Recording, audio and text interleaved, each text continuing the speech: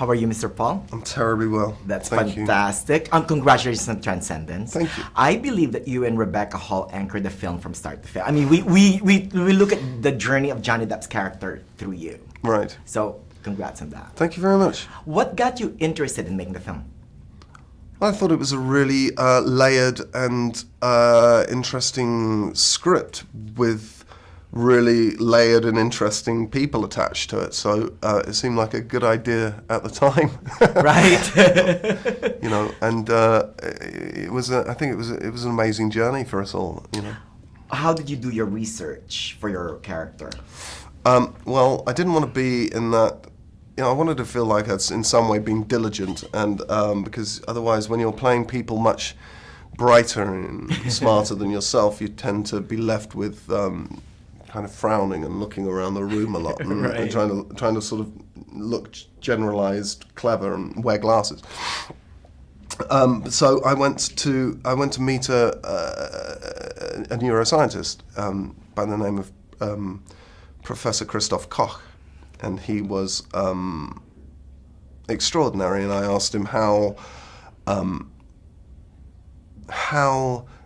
far-fetched is this as an idea? Right. And he said 30 years. Really, it's it's happening now, right? I mean, all this nanotechnology and neuroscience advancement that we're doing. Yeah. It's kind of creepy. There's definitely a creepy side to it. Yeah. Well, there's it reminds me of those 1950s paranoia thrillers. Right. Right? I mean, if back then we're fighting Cold War, Yeah. this time it's a possible science fiction war. Right. Science war. Yeah. Right? Yeah, and it's definitely, technology is it's a double-edged sword, isn't it? All our ability to communicate all of the time with people the other side of the world is both extraordinary and terrifying. Right. Well, even the anti-technology people are still using technology. Right. Even it's in the movie. I mean, Yeah. I told Kate that. Yeah. You know, I mean, they still use technology for, so it's inescapable. Yes. Right. Now let's talk about your character real quick. There is an underlying bubble that I felt that Max Waters, is there's some unrequited love. Absolutely. Good. with Rebecca Hall's character. Good on you Right? for picking it up. That's the bit of the other side of all of the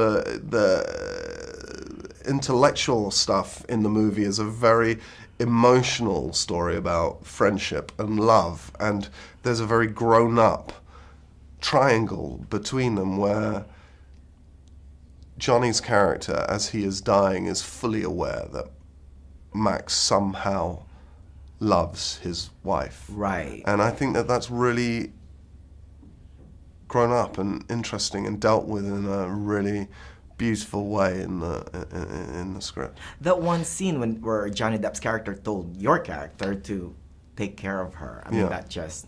Yeah. There's a lot of heft in it. It's really a romantic movie masquerading as a sci-fi thriller. Right. Yeah. Isn't it? There is a lot of that in it, yes, absolutely. When you first read the script, what did you think?